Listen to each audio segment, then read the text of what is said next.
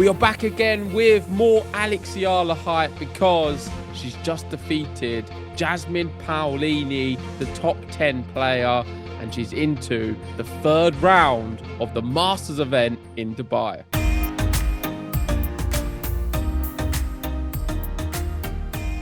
That's right, Eala takes down the 6th seed and the 2024 champion Jasmine Paolini to advance to the round of 16.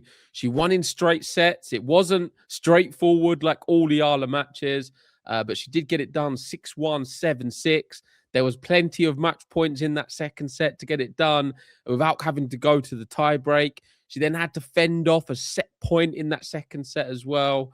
And all in all, it was a really good match against two good players. As much as I've been saying about Jasmine Paolini this year and how I think she's going to drop outside the top 10, which I still do think is going to happen, Paolini did play a good match after that first set. I think the first set, she wasn't really getting going. The second set was ultra competitive, and she took it to Eala, hitting some really big, brave shots, especially down match point.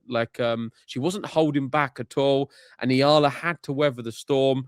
And that is exactly what she did. It's her third career top 10 win. And I had a little look earlier just to remind myself on all of the other ones. Of course, we saw her last year have that really outstanding Miami Open run. That's when I feel like she was on the radar of so many tennis journalists and fans. She beat then Madison Keys, and then, of course, the big one, Iga, losing to the eventual finalist, Jessica Pegula. And she then, of course, went on to win an event in Guadalajara. But here, this is a big one. This is a Masters event yet again, and we've seen her beat Jasmine Paolini. And, I mean, what a performance it was. If you put it into perspective, she's now become the youngest Asian woman to have top 10 wins in multiple WTA 1000 events. The other one being Naomi Osaka, both 20 years old. And writes here, special player doing special things and inspiration to many. And certainly the whole of the Philippines, because the atmosphere inside that stadium was something you'd only see, I think, in a Grand Slam final. I'm not exaggerating at all. The Filipino fans were going absolutely crazy. I'm sure there's going to be some of you watching this video as well. And it's great to see. I think it's nice to see people really get behind players from their country. And there's a lot to be excited for, because I think last year when I saw her play in Miami, it was clear there's a good player there, but there was so many weaknesses in her game where you thought, okay, there's a good foundation, but she's not quite there yet. I think this performance today was better than any of the other ones, because for me, it announces herself as a player who I think is going to do this time and time again within the top 10. I think she is ready now to make that transition towards the top 10. And let's see how she gets on in this event, because there's a lot of points at stake, like I said, being a Masters event. But there's a lot of competition too. You've got, Mboku, who's just done fantastic in the last tournament. She's only 19 years old. Eva Jovic, who's 18 years old. We saw how well she played at the Australian Open. She's 17 in the world right now. But let's have a look quickly where Eala is. Yeah, she's at a career high of 38 in the world. Next up, Sorana Cirstea. I'm going to get on to that and give my preview.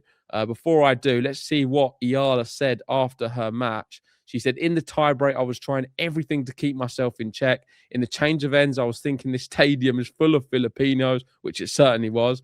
I thought about how many of them are probably praying for me to win. I really have to give everything I got. She really did dig in and fight. I mean, some of the winners and the serving, I think probably that's what I'm going to highlight more than anything.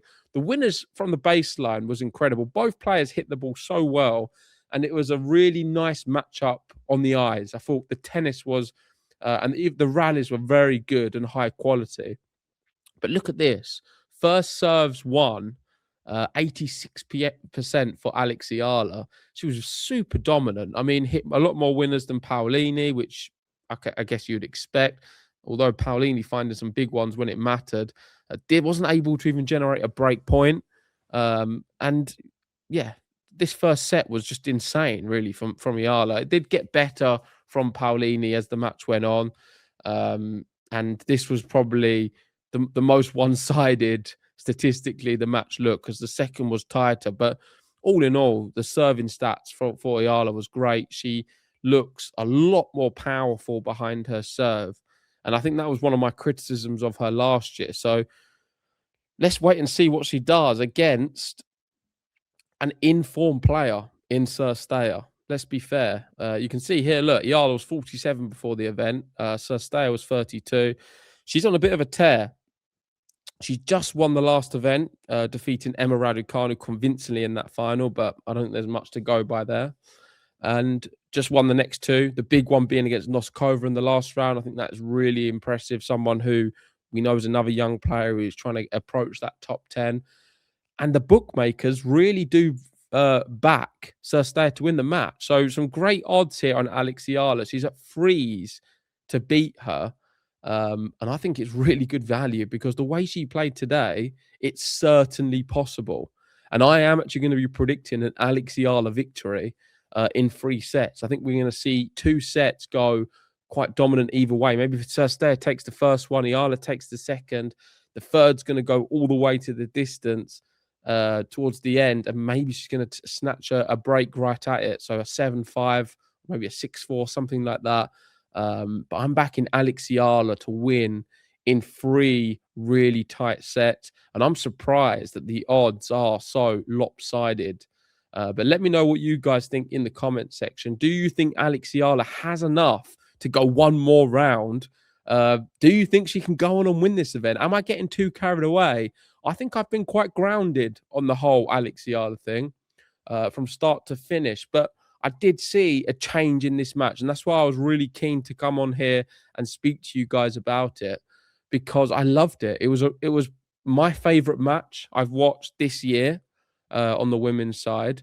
I thought the second set was just really interesting to see the ups and downs of both. And the only criticism I guess you can have with Eala is she still has that tendency in the driving seat to throw it away a little bit. I mean, 5-3, all their match points, then ended up having to fend off a set point against other opposition.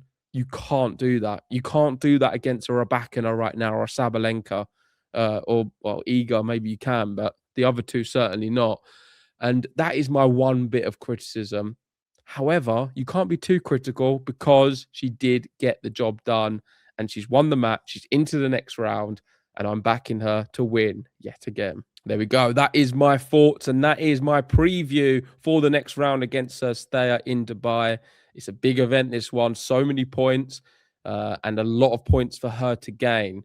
So I am hoping for another Eala win, but I'm sure it's not going to be easy. And the bookmakers don't think so either. She's at threes, and fingers crossed for you guys in the Philippines. Can your girl go and do it? She's certainly going to have all of the support yet again in that stadium. It was electric, something you only see in finals of events, and rarely even that. I mean, mainly Grand Slam finals.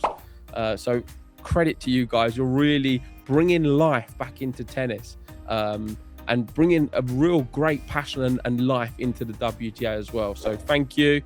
And if you haven't already, please hit that like button, subscribe, and we'll see you very soon.